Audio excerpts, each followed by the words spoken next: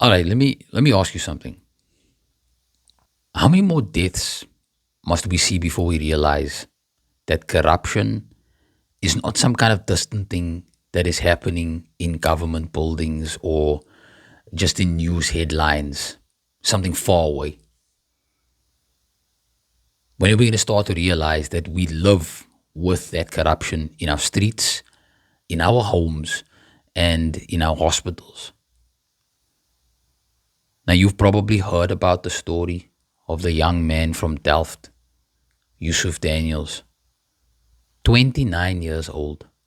Just a few weeks before his wedding, he goes onto Facebook Marketplace trying to sell his phone so that he can add some money to his wedding budget.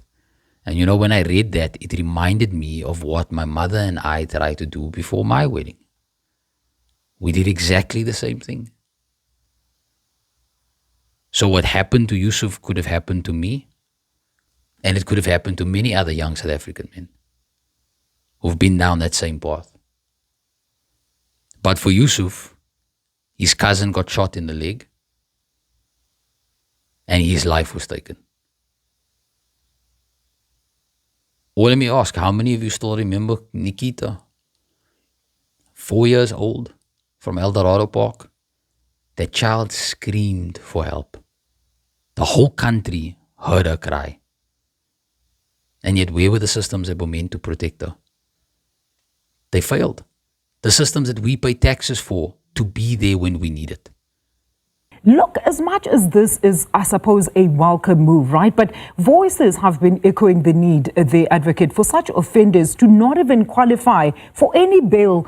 When will this be actually legislated? Unfortunately, we'll have to change the constitution for that to happen. So these are not isolated stories. These crimes that happen to everyday people are tied to the corruption and failure that runs at the very highest levels. The corruption that we, or that some of us, think has nothing to do with us. But I think the bigger story is that in the large infrastructure projects, mobility, and that is the rollout of the My City bus, and in the housing departments, we have seen two scandals now involving the city of Cape Town. The 1.6 billion allegedly around the urban mobility projects, and the 1.8 billion rand where there are current prosecutions underway relating to housing projects. And so in the areas where there's large amounts of funding and big budgets, both are contaminated by corruption allegations. Yet the city receives a clean audit. And this is why this idea that a clean audit means that a city is running above board always is a fallacious one. You see, we tend to get angry when somebody that we know, somebody from our street, gets robbed, when one of our cars get hijacked, when we hear about a murder in our community. But we almost never connect that anger to the fact that billions are stolen from our hospitals, from our police, and from our schools. Because the truth is, when 2 billion rand gets siphoned out of a hospital, that is not just a headline or some numbers on an investigation report. That is broken or under-resourced medical equipment, understaffed wards, medicine shortages, underpaid nurses. And when those services start to collapse, who are the ones who end up paying the price?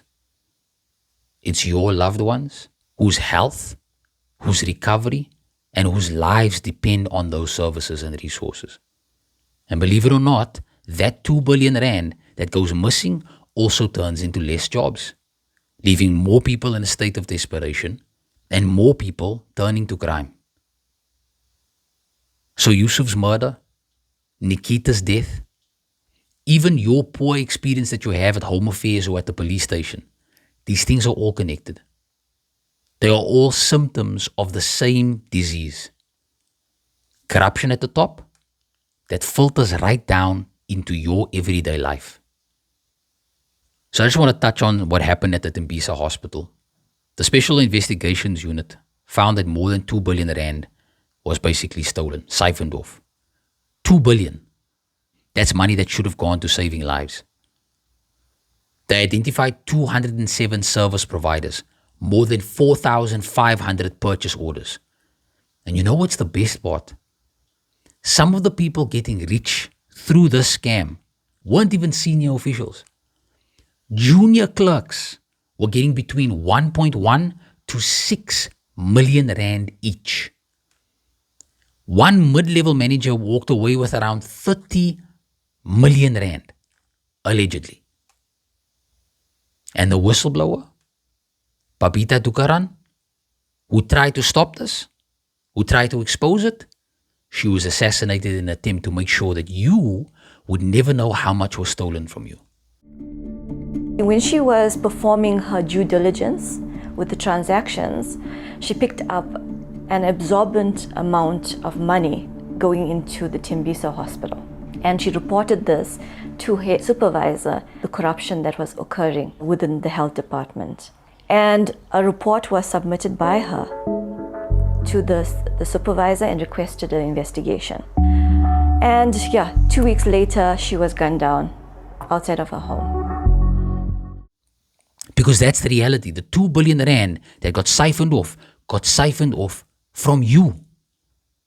And now as we speak, what is the hot topic that everybody's discussing? The Madlanga Commission that's digging into the political interference in the criminal justice system. After our General Mkwanazi pushed back when Senzo Mchunu, who at the time was the Minister of Police, orders him to close a political task or a political killings task team. That order was illegal. It wasn't even within the minister's powers. But here's the thing. When ministers can just shut down investigations into assassinations and political killings, what does that tell you? That tells you that the rot is at the very core of the system. And then let's not forget, just a couple of days ago, our ambassador to France, Natim Tetwa, allegedly jumped out of a hotel window.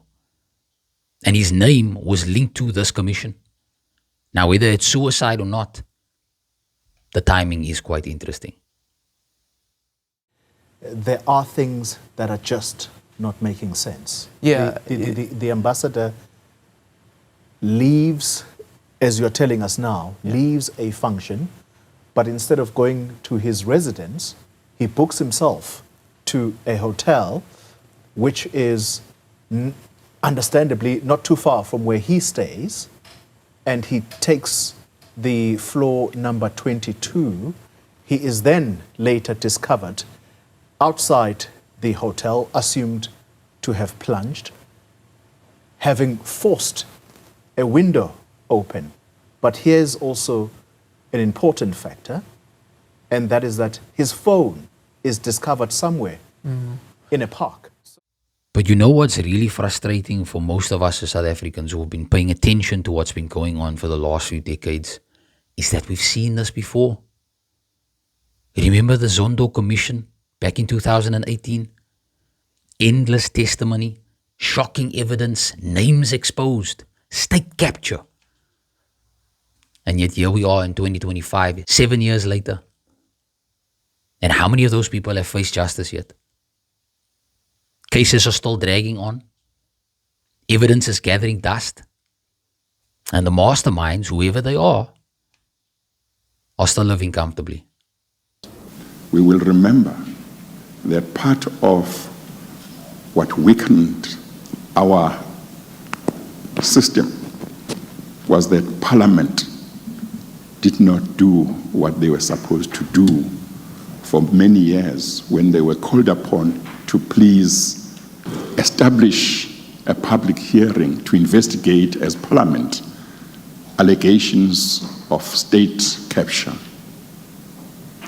And when Parliament did not do that, they did not put the interests of the country first. We have got to look at whether, with the Commission having done its work, we are able to look at Parliament and say, our Parliament will now be more effective in helping us fight corruption. I'm not sure that anything has changed. Or let's take the arms deal of 1999. That's 26 years ago. And it's still in court. Jacob Zuma, just a few months ago, tried to close one of the cases. Legal matters. The corruption case against former President Jacob Zuma and French arms company Thales back in the Pietermaritzburg High Court today. Judge Nkosinathi Chili is weighing Thales's application to be acquitted on all charges due to the death of key witnesses in this case. Zuma's legal team brought a similar application saying their right to cross-examine witnesses will also be affected. The former president and Thales are facing a raft of charges including fraud and money laundering from South Africa's multi-billion rand arms deal dating back to the late 1990s. But the courts dismissed it, and so this trial is supposed to be set to continue in December of this year. Think about that. An almost 30-year-old corruption case still just hanging in the air. This has become the South African way. Commissions, reports, court dates, delays. And at the end, the most powerful, the ones right at the top, they always walk away free, always continuing their comfortable lives while you still live a poor and shitty quality of life, constantly in fear of becoming a victim. So why am I telling you all of this? Because we need to stop pretending that corruption in Pretoria or in Johannesburg has nothing to do with your daily struggles in Cape Town or in Durban or in Kimberley.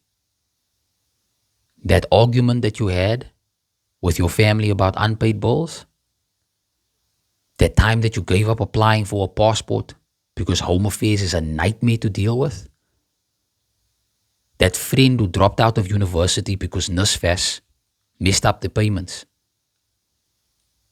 that's all connected to the billions that's being stolen, to leaders who face no consequences, to a system that rewards crime instead of punishing it. And for so many of us, we treat crime at the top as if it's something that's distant, but it's not. When those at the very top, the ones that we read headlines about, get away with murder, literally and politically, it tells everybody else in society that crime is paying. That's why you get hijackings, smash and grabs, marketplace murders. Because the whole country has learned through this system that you can commit crimes and nothing is going to happen to you. So here's the question. How many more Yusuf Daniels? How many more Nikitas? How many more Babita Tukarans must we lose before we say that enough is enough? We can't afford to be passive anymore. Young people especially. We need to open our eyes. Stop scrolling past the news. Stop saying that it has nothing to do with me, with my life. Politics is not just corruption. It's not just lies and greed. Politics is the system that you live in, that we live in. And it's technically ours to shape if we choose to. Yes, there's always going to be corrupt people. Always. Whether it's at your work, whether it's in your family, or in our communities. But that doesn't mean that the entire system needs to be that way. There are countries around the world that are doing it right. So there is no excuse why we can't do the same. So I think that my message here is simple. Get informed. Pay attention. Ask questions, man. And demand that things need to be different. Because until we do that, we will keep burying more Yusufs, more Nikitas, and more Babitas. And South Africa deserves more than that. You deserve more than that. On that note, as always, please don't forget to like and subscribe. And don't forget to hit the notification bell so that you don't miss the next video.